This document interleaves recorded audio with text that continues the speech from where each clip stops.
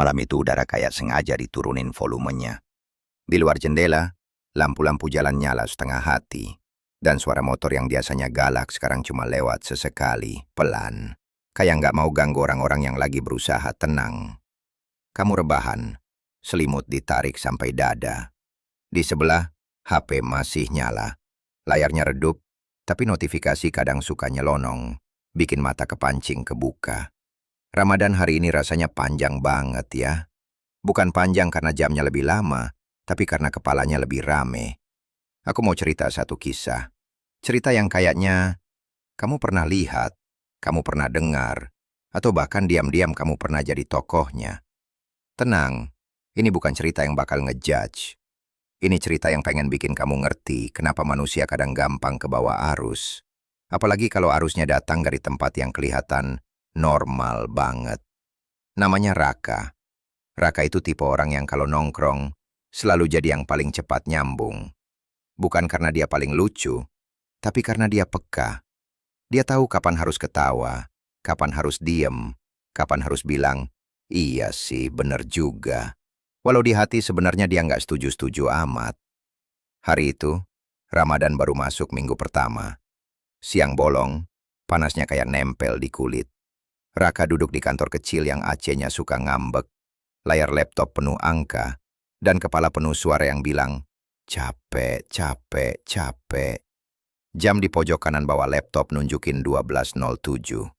Perutnya bunyi pelan. Bukan bunyi yang dramatis, lebih kayak bisikan. Tapi bisikan itu ngeselin karena dia terus datang.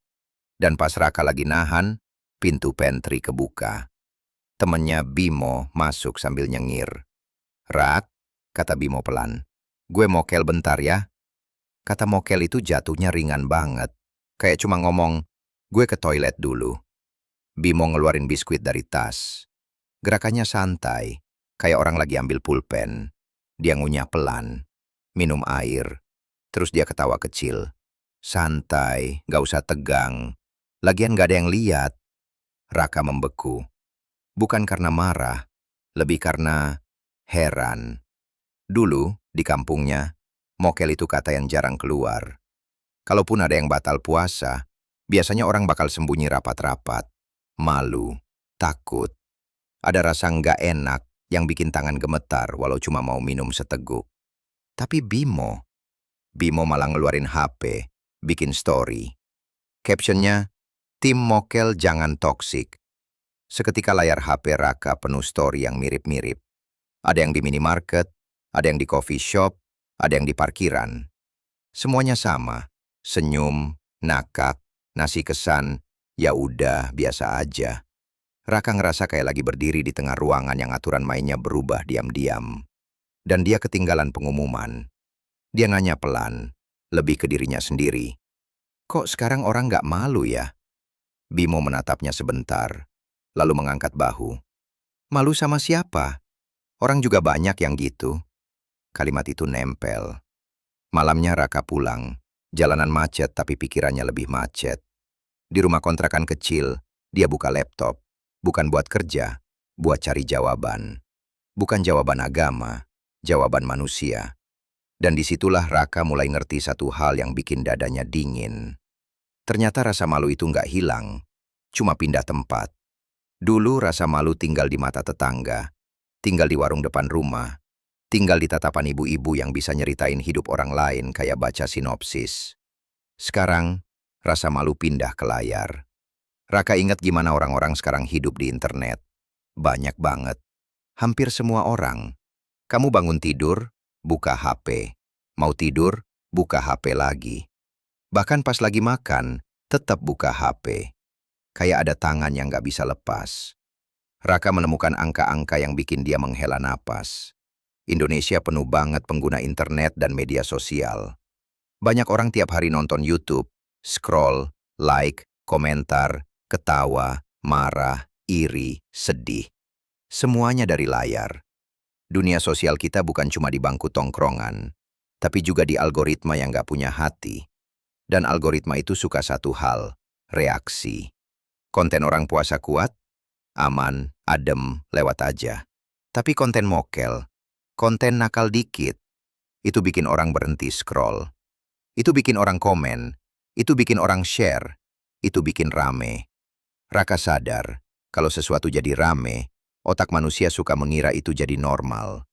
Kayak kalau kamu jalan di mall dan lihat banyak orang ngantri, kamu otomatis mikir, wah ini pasti enak. Padahal kamu bahkan belum tahu itu jual apa. Begitu juga mokel. Bukan cuma soal lapar. Ini soal, aku lihat orang lain juga begitu. Ini soal, kalau aku nggak ikut, aku kayak sok suci. Ini soal, aku pengen jadi bagian dari kelompok. Raka teringat masa kecilnya. Puasa dulu keras tapi jelas. Kalau kamu kuat, kamu dipuji diam-diam. Kalau kamu gagal, kamu ditegur pelan. Ada struktur yang bikin kamu paham, ini penting, ini serius. Sekarang, struktur itu retak halus, bukan karena orang makin jahat, tapi karena orang makin sendirian. Di kota orang nggak saling kenal. Kamu bisa mokel di minimarket dan kasir nggak peduli. Kamu bisa minum di pojokan dan orang lewat tanpa menoleh. Kalau nggak ada tatapan sosial, rasa malu melemah. Raka makin ngerti saat dia ngobrol sama temannya yang lain, Dina, yang kelihatannya kuat banget puasanya. Dina bilang, lu tahu nggak, Rak? Kadang orang mokel bukan karena pengen makan, tapi karena pusing, stres. Lapar jadi alasan yang gampang. Raka mengangguk. Dia tahu rasa itu. Ada orang yang terbiasa ngeredam emosi dengan ngemil. Ada yang terbiasa ngeredam emosi dengan kopi. Ada yang terbiasa ngeredam emosi dengan rokok. Dan pas Ramadan datang, bukan cuma perut yang protes, tapi kebiasaan-kebiasaan itu juga protes. Kebiasaan itu kayak teman yang manja. Kalau nggak dikasih yang dia mau, dia ngamuk. Raka baca data soal rokok. Banyak banget anak muda yang ngerokok. Dan dia bisa membayangkan betapa beratnya menahan bukan cuma haus dan lapar, tapi juga gejala putus nikotin yang bikin kepala rasanya kebakar. Di titik itu, Raka merasa iba. Bukan membenarkan mokel, tapi mengerti kenapa orang bisa jatuh. Lalu ada bagian yang bikin Raka terdiam paling lama. Kadang orang nggak takut dosa bukan karena nggak percaya, tapi karena rasa takutnya kalah sama rasa capek. Capek jadi manusia yang harus kuat tiap hari. Capek jadi anak yang harus berhasil. Capek jadi teman yang harus seru. Capek jadi pekerja yang harus tahan banting. Mokel jadi pintu kecil buat merasa punya kontrol. Gue pengen menang sekali aja hari ini, pikir Raka. Dan dia tahu itu bukan pikiran asing. Malam berikutnya, Raka duduk di balkon kecil kontrakannya. Langit gelap, tapi ada bintang yang malu-malu. Dia menatap jalan, lalu menghela napas panjang. Dia akhirnya mutusin satu hal. Dia nggak mau jadi polisi moral. Tapi dia juga nggak mau jadi orang yang kebawa arus tanpa sadar. Dia mulai dengan hal sederhana. Dia mengenali jam rawannya. Buat Raka, jam rawan itu jam 11 sampai jam 2. Di jam itu, energi turun. Emosi naik. Godaan jadi lebih manis. Jadi di jam itu, dia nggak maksa dirinya jadi pahlawan. Dia atur kerjaan yang ringan, dia hindari diskusi yang bikin panas, dia pindah dari pantry, dia cari udara. Kedengarannya sepele, tapi itu seperti memindahkan diri dari tepi jurang. Lalu dia bikin ritual pengganti. Kalau biasanya dia ngisi stres dengan ngemil, sekarang dia ngisi stres dengan hal lain yang nggak merusak puasanya. Dia wudhu, dia cuci muka, dia jalan sebentar. Dia bikin teh hangat buat nanti buka. Cuma buat bikin otaknya merasa, aku masih melakukan sesuatu, aku nggak kosong. Dan yang paling penting, dia nggak sendirian. Dia chat satu teman yang dia percaya. Bukan buat pamer, bukan buat sok suci. Cuma buat saling jaga. Kalau gue goyah, gue chat lu ya. Temennya jawab, sama, jangan sok kuat sendirian. Raka belajar, puasa itu kayak jalan jauh. Kalau kamu jalan sendirian, tiap langkah terasa berat. Tapi kalau ada orang di samping kamu, langkah itu masih berat, tapi kamu punya alasan buat lanjut. Ramadan berjalan. Bimo masih kadang bercanda soal mokel, tapi Raka udah nggak gampang kebakar. Dia nggak ngejek, dia nggak menghakimi, tapi dia juga nggak ikut tertawa kosong. Kadang dia cuma senyum kecil, terus kembali ke dirinya sendiri. Ada hari Raka hampir jatuh. Ada hari Raka benar-benar lemah. Tapi bedanya sekarang, kalau dia slip, dia nggak bilang, ya udah sekalian. Dia bilang, gue balik lagi. Dan itu yang bikin hidup berubah pelan-pelan. Karena banyak orang hancur bukan karena sekali jatuh, tapi karena setelah jatuh, mereka memilih untuk tiduran di situ. Kamu masih dengerin kan? Sekarang coba kamu tarik napas pelan. Kamu nggak harus jadi sempurna. Kamu nggak harus jadi orang yang nggak pernah goyah. Yang penting kamu sadar, dunia bisa bikin hal yang salah kelihatan normal kalau kamu terlalu sering lihat tanpa mikir.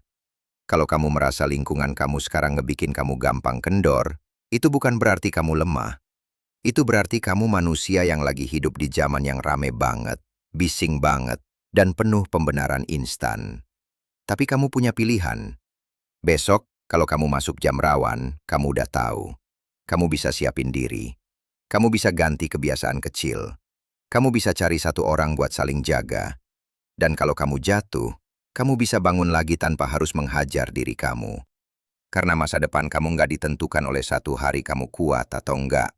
Masa depan kamu ditentukan oleh keputusan kecil yang kamu ulang. Oke, sekarang tutup mata. Biarkan napas kamu pelan.